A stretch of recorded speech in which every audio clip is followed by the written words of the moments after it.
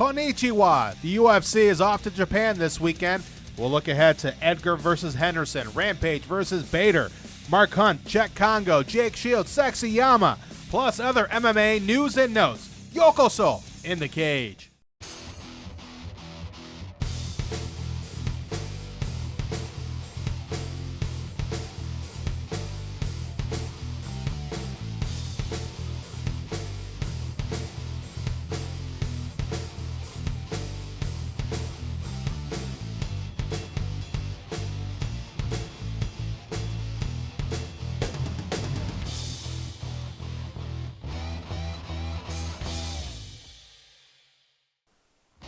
Welcome in the cage from the Ohio Combat Sports Academy, along the proud owner of the Academy, Dustin Ware, Brazilian Jiu-Jitsu black belt.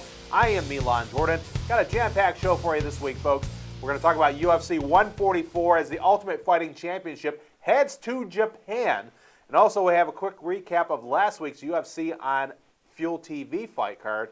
And also talk about news and notes, maybe some changes in the Strikeforce hierarchy to a point. What does that mean? We'll tell you later on in the show. But Dustin, first, let's talk about the UFC going to Japan, UFC 144. Before we start breaking down, it's a great card, I think, for going to Japan.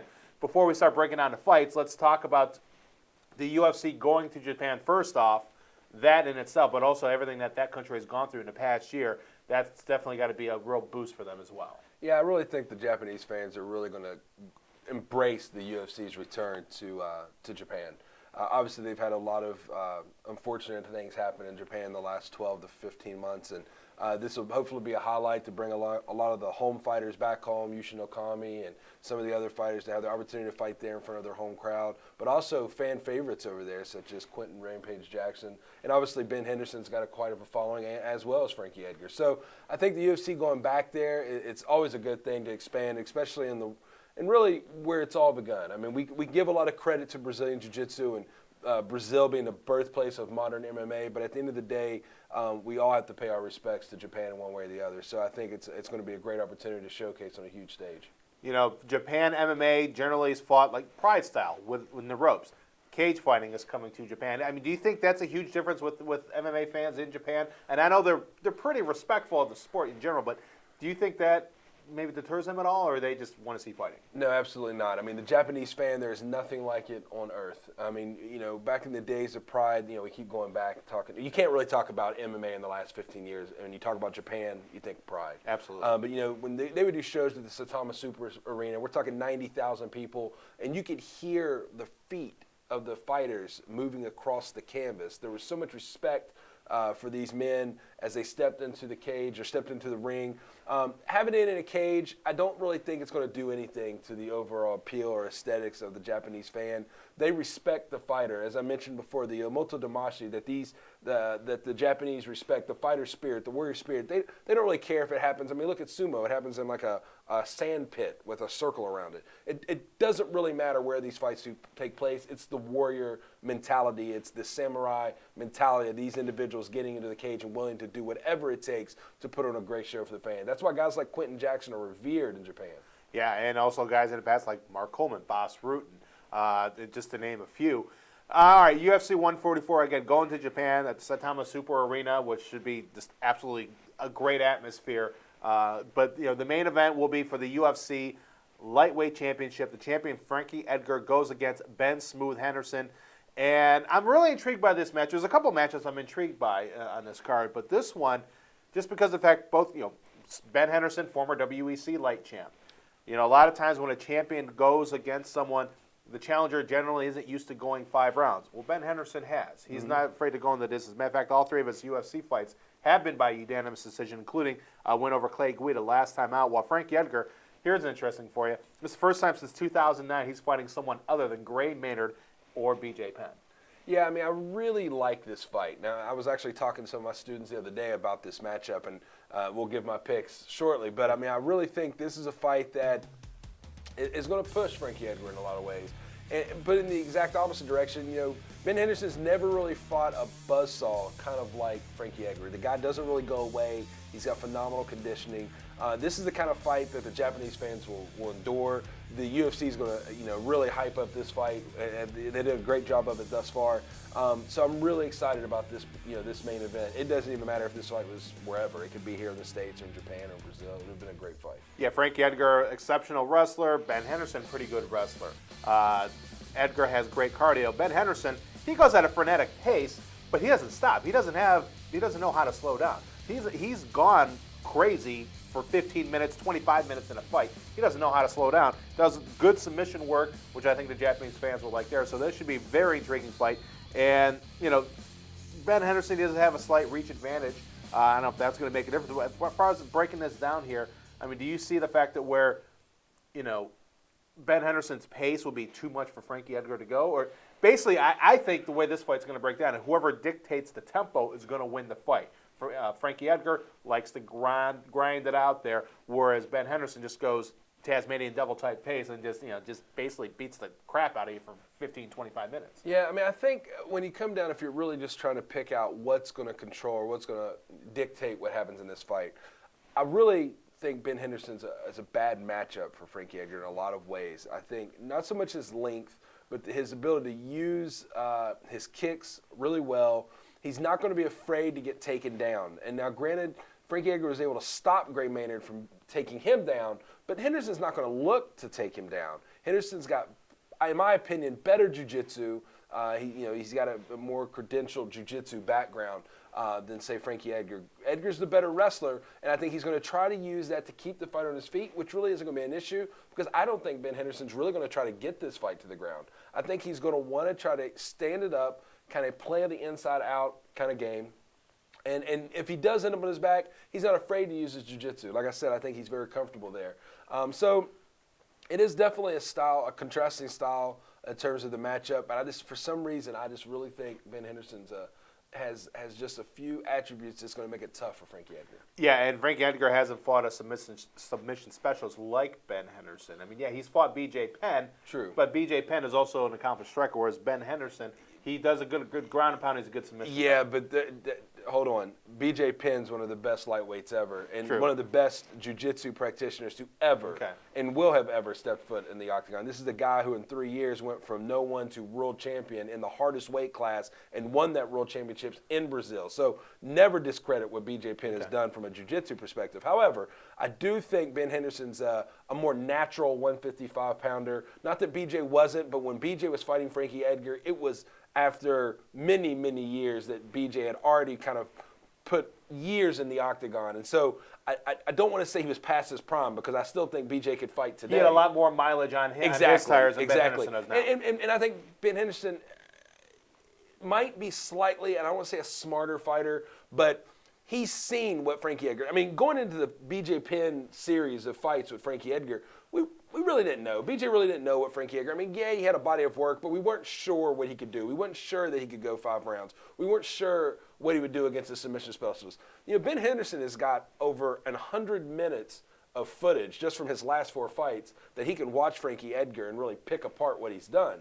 And so, not that Ben Henderson brings a different type of submission game, because don't get it twisted. They are not even on the same level in terms of jiu-jitsu. Right. However, I do think that he's had greater time to prepare, at least from the terms of footage and just getting an idea and a feel for what Edgar's going to do, because he's pretty much done the same thing in his last 4 fights going back 3 years. Yeah, absolutely. So, yeah, maybe I didn't phrase it correctly where, B.J. Penn, obviously one of the top jiu-jitsu practitioners ever to step foot in the Octagon. But maybe at the time Frankie fought him, where he was at compared to where Ben Henderson is at right now. Ben Henderson right now is peaking. He's at the top of his career. B.J. Penn, you couldn't say that when he fought Frankie Edgar either time, though, even though B.J. Penn, again, one of the legends of this sport, and definitely of the UFC.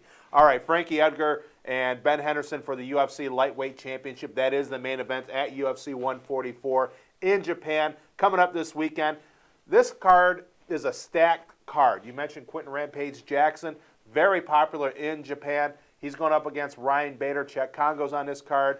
We're going to break it down more in detail next segment. And also we're going to look ahead to Strikeforce. What's going on there? Dana White maybe getting a little bit more involved with what's happening in Strikeforce. What does that mean for Scott Coker? What does that mean for Strikeforce? We'll discuss that and a whole bunch more next in the Cage.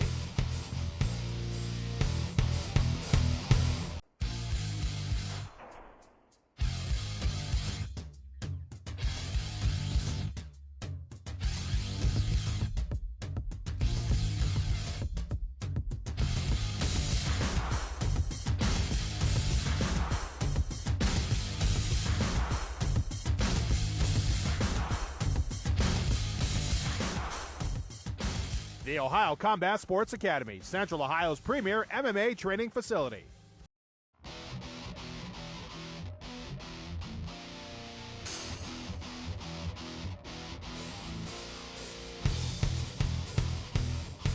You're back in the Cage alongside Dustin Ware. I am Milan Jordan. Thanks for checking us out on our YouTube channel. We've got more to offer as well. Follow us on Facebook and also follow us on Twitter at In the Cage Show. News and notes. We'll give you updates during fights and everything that happens in the world of mixed martial arts. All right, talking about UFC 144 in Japan.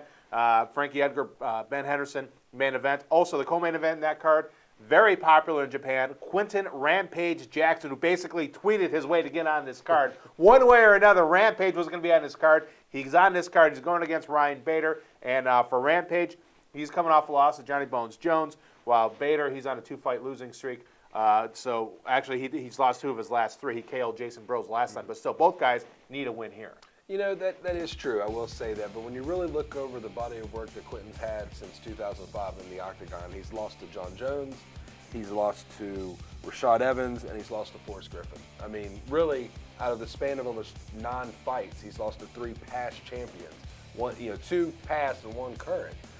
I don't really know why people seem to always kind of put Rashad or Quinton on this path. Oh, he's going to be out of here. He's going to retire. He's on his way out. I think it's because he did the movie and he did a couple movies, and people think he doesn't take fighting serious. But at the end of the day, he's only losing when he does lose to the best guys in the world, and he's still beating some of the best guys in the world. And he's still relatively young for MMA anyway. I could see him being around for a little bit longer. I think he's a great matchup for Ryan Bader. I mean, Bader and him are pretty much the same fighter. You know, Bader has a little bit cleaner wrestler, probably a better wrestler all around. But as far as just pure explosiveness, and the one thing you cannot count out is that I would probably guess that maybe 0.5% of the people in that audience will know who Ryan Bader is, and just about everybody in the entire country of Japan know who Quinton Rampage Jackson is. I mean, they gave the man his name. Yeah. So, I mean, he's going to be in rare air when he steps into that octagon against Ryan Bader. I don't know if Ryan knows what he has coming for him, but it's going to be an exciting fight. You know, Rampage has 20 career fights in Japan between MMA and kickboxing. Again, very popular figure. And Quinton we've seen in the past where maybe sometimes his emotions might get the best of him. But like you mentioned, who he's lost to. He's lost to the elite of the elite at the time. He's won 10 of his last 13 fights. Ryan Bader, he's never really seen anything like this. Ryan Bader's got exceptional wrestler, former college teammate of Cain Velasquez. He's a 2-time state champ in high school. But he's one of those guys. He has knockout power, but he doesn't utilize it very much, even though he did last time against Jason Brose. But for the most part, he's kind of a lay and pray type of guy. Quinton Rampage Jackson, he's going to want to put on a show. Rampage, I mean, look, we know he loves to slam fighters to the ground. You know he's going to be looking for that at this fight. I think that's true, but again, like I said, I think Bader's a very, very powerful wrestler. And he's got to know after the last 2 losses, I need to quit trying to pretend that I'm a boxer that can knock people out. You're not Quinton Jackson. Quinton Jackson's got better footwork, better boxing. I would probably argue better conditioning. He's obviously more experienced. I think he's going to try to come into this fight, use his wrestling, pin Quinton up against the cage, take away his ability to really get that one-punch knockout, and just try to dirty box him and grind him out. Because we have seen Quinton get tired in later rounds. And so if Bader thinks that he can get him up against the cage, maybe get a shot in here or there, and then look for a knockout late in the fight, that's what it's probably going to take. That said, if he comes out and tries to go toe-to-toe with Quinton Jackson, I think this will be a very explosive night for Quinton Jackson's paycheck.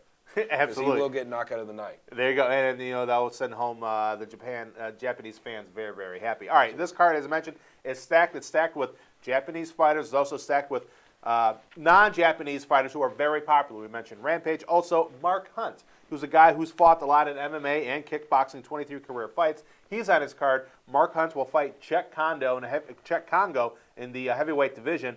And I'm really looking forward to this. I mean, Mark Hunt is kind of more of a compact guy compared to Chet Congo. Chet Congo is just tall and lean but it has vicious kicks. Safe to say this fight should not go the distance. No, it not only should it not go the distance, but really, if you're a combat sports fan, you follow this sport at all outside of the UFC, this is basically a K1 kickboxing match. I mean, both of these fighters made their career in K1. Chet Congo out of France was kind of the European, guy came in out of Holland. Most of the K1 guys came from Holland, Dutch type fighters. Chet Congo came from France, vicious power, huge man. But Mark Hunt out of New Zealand, vicious hands, great kicking power, and probably one of the hardest people in the world to KO. I mean, true. Purely He's very knockout. resilient. I mean, he can take a beating. So this fight really shouldn't go to the ground. Both of them have mediocre ground skills in terms of their submission ability, and really neither one of them want to go to the ground. So I don't expect this fight to go to the ground. I don't think they've even game planned for it at all. In fact, like I said, this is going to be a K1 kickboxing match in a cage with 4-ounce gloves. Yeah, Chet Congo, 82-inch reach. Mark Hunt, 74-inch reach. And again, Chet Congo's a lot taller. Obviously, has the better reach. With that being said, I mean, it's a case of where it's not like Mark Hunt is a fast guy. He has a lot of power, but he doesn't have the speed to maybe counter Chet Congo's reach. So, I mean, Chet Congo, you would think, would have the advantage in this fight.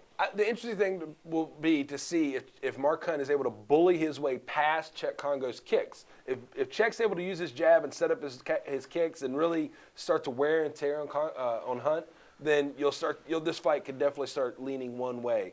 But if Hunt is able to kind of bully his way in and get inside and then avoid the clinch, we know how strong Chet Congo's clinch. Take away the fact that he has a 6-inch advantage in height that makes the tie clinch much stronger, much easier for him to get his knees to Hunt's face. If he can get inside, bully his way inside, he likes the overhand shot. Hunt likes the overhand right. If he can get inside and maybe land 2 or 3 of those, we know Chet can be rocked on his feet. Yep. And so that's where it's going to be. If he can get out of this range that Chet's going to try to establish earlier with kicks, Hunt has a chance. But like I said, this is really anyone's fight. Anytime you have heavyweights with 4-ounce gloves, I've said it before, you're only a blink away from a knockout. Yeah, and Hunt's maybe similar in body type to maybe a Pat Barry in a way, and that's a guy who Chet Congo fought last summer. Looked like he was on the verge of getting knocked out, but came back and won. So Congo's kind of, maybe that might help Chet Congo in this fight. We shall see. But again, it should be an absolutely explosive heavyweight fight between Mark Hunt and Chet Congo. Also on this card, well, you got Yoshihiro Akiyama going against Jake Shields. Jake Shields on a 2-fight losing streak. This should be, and Akiyama, he struggled in the UFC, but he's going back to Japan. Very popular there. Which Sexyama we're going to see? Which Jake Shields are we going to see?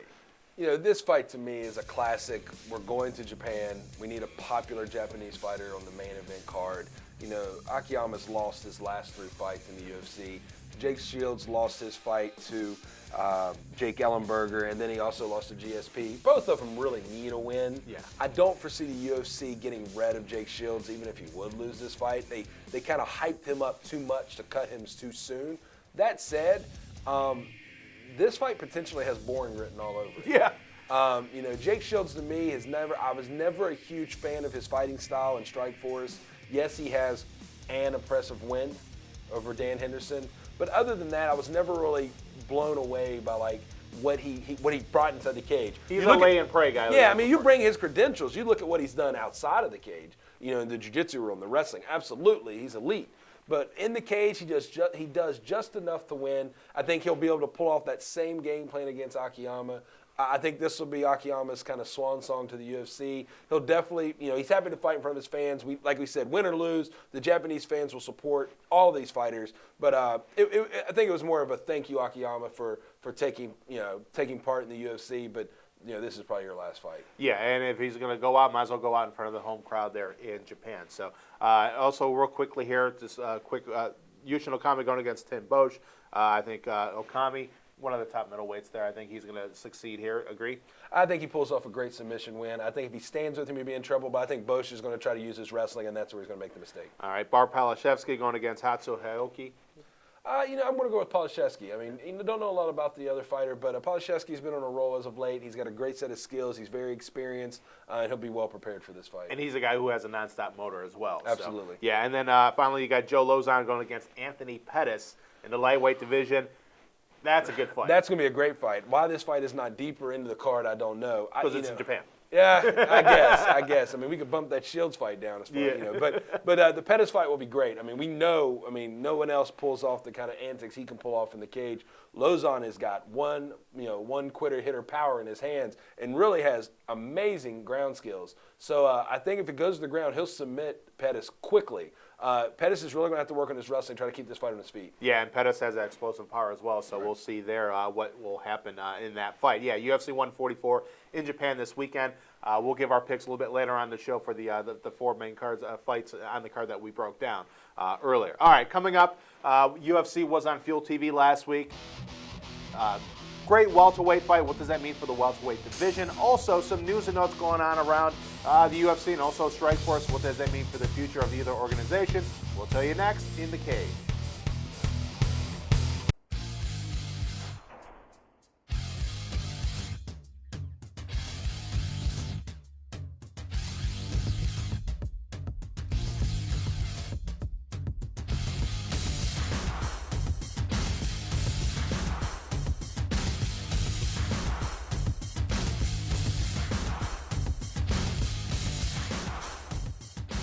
The Ohio Combat Sports Academy, Central Ohio's premier MMA training facility.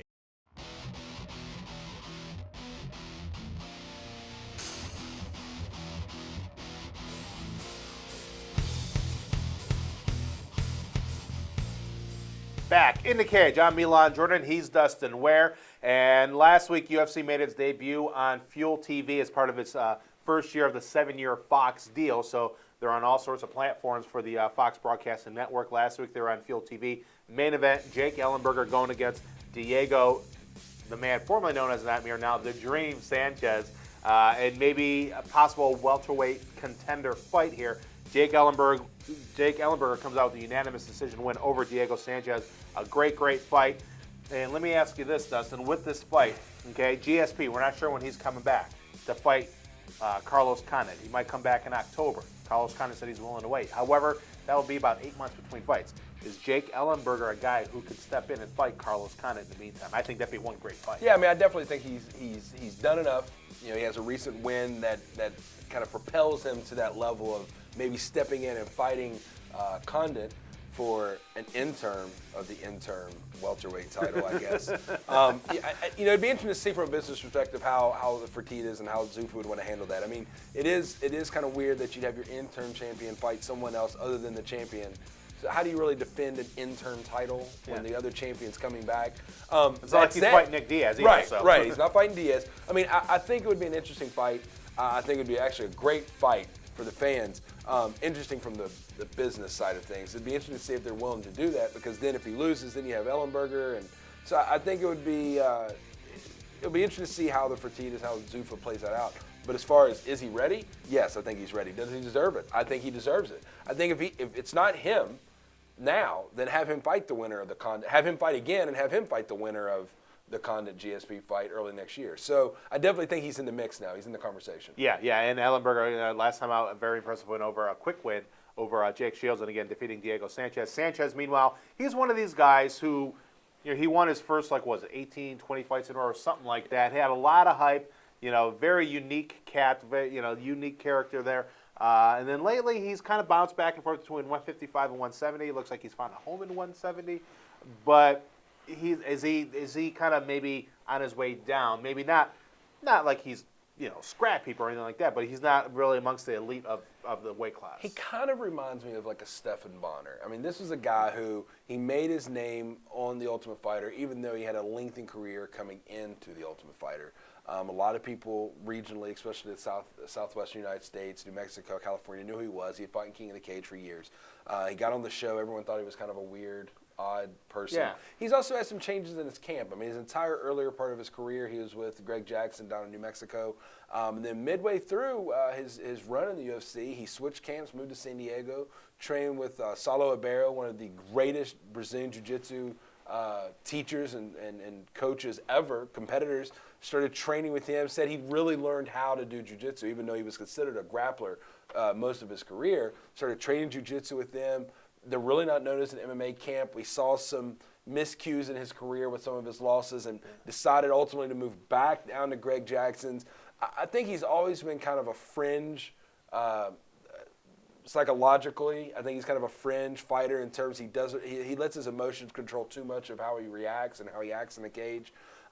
He's definitely polarizing. I think that's why he's not going to go anywhere. You either love Diego Sanchez or you cannot really stand Diego Sanchez. So, I think from that regard, you're always going to want to keep him around because he does move the dial somewhat. In terms of his career and his skill sets, I do think he's definitely on the way down the hill. I think people have figured out, he's got a great engine. We know he'll take a lot of jabs to the face. You can kind of rearrange this guy's face like Mr. Potato Head. He'll take a beating, and that's all right. He'll keep coming. So, you kind of know what you're getting. He hasn't changed at all in terms of his skill sets over the years. And I think he's just become very predictable. Yeah, and you mentioned he takes a beating to punches to the face, so he always puts on entertaining fights, regardless win or lose. Mm-hmm. So I think that's why, I agree with you. I think he's going to at least stick around in the UFC for the foreseeable future. All right, co-main event in the heavyweight division: Stefan Struve, a second-round knockout over a very hairy Dave Herman. And Stefan Struve, one of those guys. Not to throw this term out there, but I guess I will. He's kind of a freak show. The tallest guy in the UFC. Was it 6'10", something like that? 6'11". Close to 7 foot. Yeah, exactly. Yeah, very, very, very tall. But one of those guys who not really amongst the top tier of the heavyweight division, but top 10. I think there's an argument that can be made because right now the top 5 of the heavyweight division is so heavy over the bottom 5, and so you could make an argument for him that he fits in somewhere between 8, 9, 10, maybe a 10A type of range. I mean, he has a unique skill set in the fact that he is 7 foot tall. You can't coach speed and you can't coach height, and so when a guy's that tall and that long, and he's a striker by trade, he's able to create problems and matchups, and he always has the potential to end any fight. I think we're still needing to see some development in terms of his skill sets. He's not necessarily a wrestler. When you're that tall, everyone says, "Oh, he's got a nice guillotine." If your arm is 65 inches, one of them, and he can wrap it around your neck, he doesn't have a great guillotine. He's just really long. And so it's really easy for him to set these things up. I think he still needs to develop his ground game in terms of his submission. Most importantly, when you're that tall, that means you got a lot of leg and it's easy to shoot on. And you look at the guys in the top 5, Cain Velasquez would dump him on his back. Junior Dos Santos would probably knock him out. Alistair Overeem, knock him out. All these guys in the top 5, Fabricio Verdum would have his way with him. Yep. So all of these guys in the top 5, he's not even close to being on their level. However, like I said, you put him in there with the Mitriones and the Berries and these maybe other Roy Nelson even a Roy Nelson, exactly, which they fought. So I mean, I think he's definitely maybe in the top 10, but he's not nearly ready for a shot at one of those top 5 guys. Yeah, so again, Stefan Struve, a second-round knockout over Dave Herman. All right, also we saw, again, it's the first time UFC was on Fuel TV. One of the things they did, it was actually pretty cool, I thought, showing live in-fight statistics. Usually you see this between rounds, but you know what, and part of this deal, it's on Fuel TV. Some UFC experimenting a little bit, gives them a chance to do that, which I thought was pretty cool. They showed some in-fight statistics, like, all right, well, how many strikes does this guy have over this guy? I think that's really cool. What do you think? And you see it sticking. Yeah, I think the reason why they did this is we got to find a way. If you're Zuffa, you got to think, okay, we're on this new platform. We're getting millions of viewers now that know our brand and know our product, and most of them have no idea really how these fights are being judged. And since we're always critical of judging, how can we do like they do in NFL or in other sports? How can we bring the fan into the experience a little bit closer and maybe give them a better understanding of what's really going on in the cage? What's being scored? I mean, everybody knows in boxing what a scoreable strike is. Basically, if you clean hit to the body, clean hit to the head, you kind of know those things. The UFC is trying to take a different spin on this and giving real-time statistics is what's going on. The only worry I have is that if they start considering doing this and having the judges have this information privy to them during the fight, I don't think that necessarily is fair. In my opinion, judging should be done by what you see right there on the spot. You shouldn't be allowed to go back 20 minutes later and decide, all right, I've made my decision. Yeah. So I think, we should stay away from a judging perspective, allowing them to see it. But I think having the fans be able to see this on TV, I think it's awesome. It's going to give the fans, especially the ones who are new to the sport, an idea of what's really going on in the cage and what's really, even though they might think this guy that's stirring up a bunch of submissions is losing, they can see, okay, well, this guy's nearly into the fight 7 times. You can see some statistics that maybe will educate, and I think that's at the end of the day what it's all about is educating the new fans. Yeah, exactly. I was going to say that it's educating the casual fan and learning the sport, like, okay, what to look for. And also, we saw recently with Carlos Condit and Nick Diaz. We both thought Nick Diaz clearly won that fight, but when you look at the statistics, Carlos Condit landed more strikes, more significant strikes, by a big margin.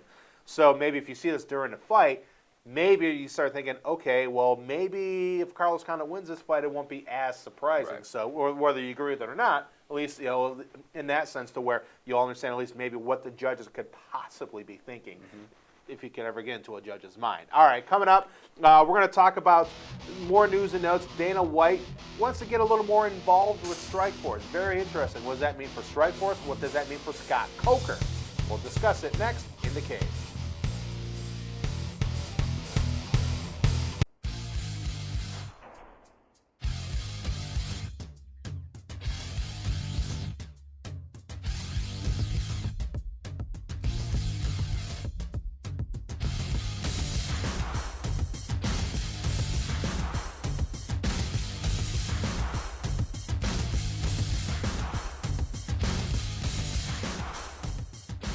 The Ohio Combat Sports Academy, Central Ohio's premier MMA training facility.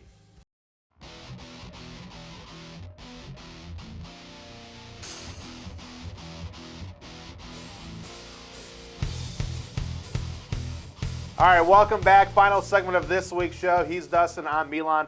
All right, news and notes here. Dana White, we know that Zuffa bought Strikeforce about this time a year ago. And now Dana White kind of let Scott Coker and Strikeforce do their thing. They just renegotiated and re-upped the deal with Showtime, let Showtime do the production there. But Dana White, not too happy with the first Strikeforce card on that new deal. The Luke Rockhold, Keith Jardine fight back in January that drew basically about the same amount of people that is in this room right now. But looking with that being said, it wasn't happy with the production aspect. So now Dana White kind of getting maybe a little bit more production involved in there for the with Showtime and Strikeforce. Okay, fine, he's doing that. What does this mean for Strikeforce? You think potentially being made more viable? Also, what does this mean for Scott Coker, who's been running Strikeforce for years? I think in terms of what Showtime or what Strikeforce gets out of this is they're able to get Dana White saying, I want to have more important role in it. At the end of the day, Zuffa runs both companies. I mean, Scott Coker is more or less a figurehead. I mean, granted, he's still, the president. But when everyone knows when Strikeforce was purchased, he got a substantial sum of money from his ownership in Strikeforce.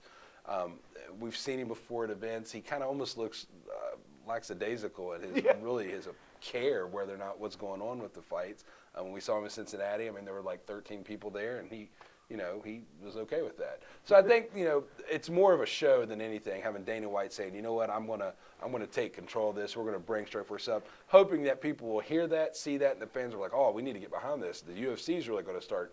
And really, at the end of the day, I think it's still going to be separate entities. I think Dana showing up at the show every now and then, Dana using the Strikeforce verbiage a little bit more will help. But I don't really know how much control he's a busy guy as is. I don't know really how much more he can do. I mean, there's already been a split with even the matchmaker. I mean, in the UFC now, you've got Sean Shelby who handles the lighter weight fighters. Joe Silva handles the heavyweight fighters. You got Dana White trying to overall, run everything else. These guys really can't take on more.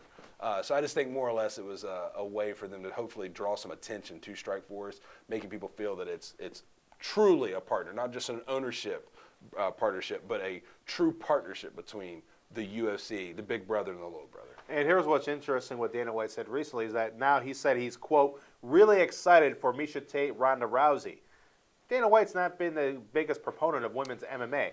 Do you think this might be a step, providing these ladies put on a great show in Columbus? Do you think that's going to help? No. You don't think that's going to help maybe get women's MMA in the UFC? We will not see females fight on Fox. We will not see females. We will not see that happen. I just think he'll hype it up on Showtime. Why? Who who has Showtime? People who are already used to watching, soft porn at 11 o'clock anyway. So seeing two women fight in a cage isn't necessarily going to be a huge detraction on what they're used to seeing on Showtime, Cinemax, HBO, or anything else.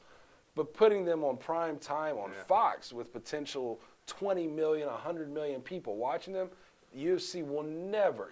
Not even one fight ever saw. Never. It wouldn't. Could you imagine if you had, for instance, the Cyborg fight, when the last fight she had before she got in trouble for steroids?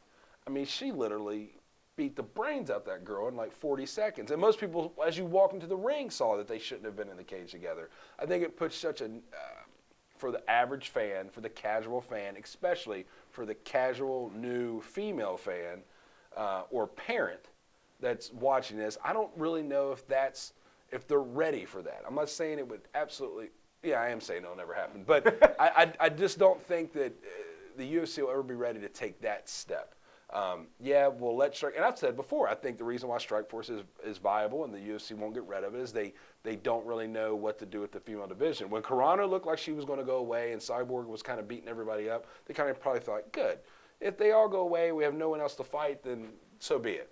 But now with Rousey coming in and she's kind of taking that Gina Carano space, I think, of course, Dana White wants to say, I'm super excited about this fight. He's got an attractive woman who is an Olympic athlete, who medaled in the World Championships, medaled in the Olympic Games, who will run her mouth. I mean, she talks a lot of trash. And so, of course, he's going to get behind it. Why? Because it makes him more money at the end of the day, not because he's suddenly a fan of female MMA. All right, real good. Very interesting there. All right, just a couple minutes left in the show. Prediction time, UFC 144 in Japan this weekend. We broke down in detail 4 fights earlier. First, let's start with Jake Shields, Yoshihiro Akiyama. Who do you see winning this fight?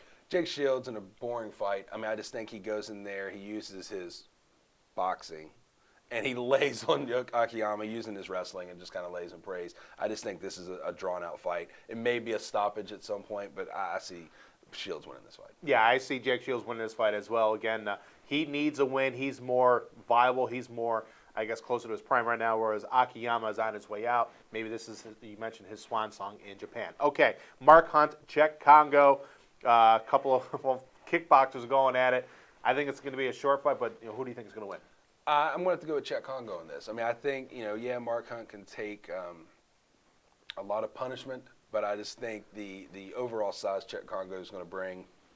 The fact that I do think he's got a better takedown defense, and if Mark does get in a little bit of trouble, he'll kind of duck his head and dive in there, and I think that could lead to some knees and definitely an advantage in Czech because of his height and his length. So I definitely think Czech Congo will pull this out, probably TKO ref stoppage. I'll say late in the first. Yeah, I'll say Czech Congo as well. His reach advantage too much for Mark Hunt. Mark Hunt doesn't have a speed advantage really over Czech Congo. So, yeah, I'm with you. I think Congo ends this quickly and very powerfully. All right, co-main event. Ryan Bader, Quentin Rampage Jackson, fan favorite in Japan. Who do you got? I'm going to go with Quentin Jackson. I was never really a huge fan of Bader in terms of how they hyped him up. I just felt going into those fights where he lost, I was never, when he fought Tito, I kind of thought he was going to lose. I think he wasn't brought along the right way. I think there were some fights they could have given him that maybe would have better prepared his skill set for these types of situations. The fact that he's just basically a clone of Quentin Jackson with maybe a little bit better conditioning, but I just think you're going to have the crowd, the Japanese fan, the experience. Bader's never fought in an arena like this. He's never fought a fighter like Quentin Jackson. He's never fought with that many people cheering against him. So I'm going with Quentin Jackson. Yeah, I think Rampage as well is going to win this fight. We mentioned earlier, he tweeted his way to get on this fight card. There's no way he could lose this fight. Right. So I'm with you. He's going to put on a great show. He's going to try and slam Bader to the ground. Quentin is a more exciting fighter than Ryan Bader. That's going to hype it up, and I think Quentin will win this fight. However, I will say this. Here's kind of a bold prediction. Not that I'm saying he's going to lose. Rampage is going to win. If by chance he loses, he'll retire in Japan, where it all began for him. Maybe. Okay? So actually began in Memphis, and then he fought on a show in Southern California. But. Well, true. But, where Rampage started. We'll say that. That's true. All right, we'll go there. All right, main event, lightweight championship. Frankie Edgar, the champ, finally fighting someone other than BJ Penn or Gray Maynard, first time in years, going against Ben Henderson. This is something I've been going back and forth with some of the guys that train here in my academy, and, I just I'm a huge Ben Henderson fan, and it's just hard for me to pick against him. And I just think the skill sets he brings to the table. I know Edgar's, he kind of plods his way. He doesn't stop moving. He definitely has the conditioning. He definitely has the heart of heart. I mean, the guy, doesn't stop. But I just think that Henderson, I think, is going to be able to present just an athletic type of problem. He's almost like a more technically skilled Melvin Guillard and the skill sets he brings to the table. He's a better striker. He's not quite the wrestler Guillard is, and that's okay because jiu-jitsu makes up for it. But I think Ben Henderson's going to shock a lot of people, and I see this going Ben Henderson's way.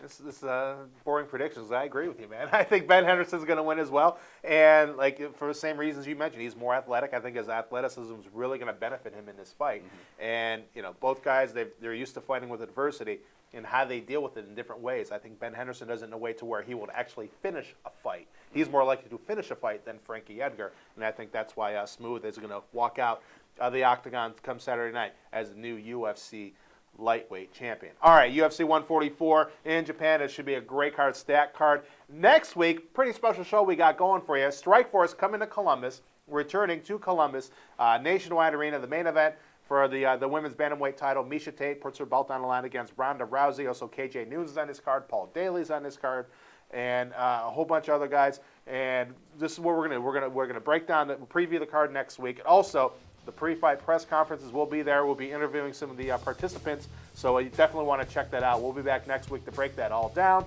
For Dustin, for our spectacular crew, I'm Milan Jordan. Thank you so much for joining us, and hope you enjoy us watching here in the cage.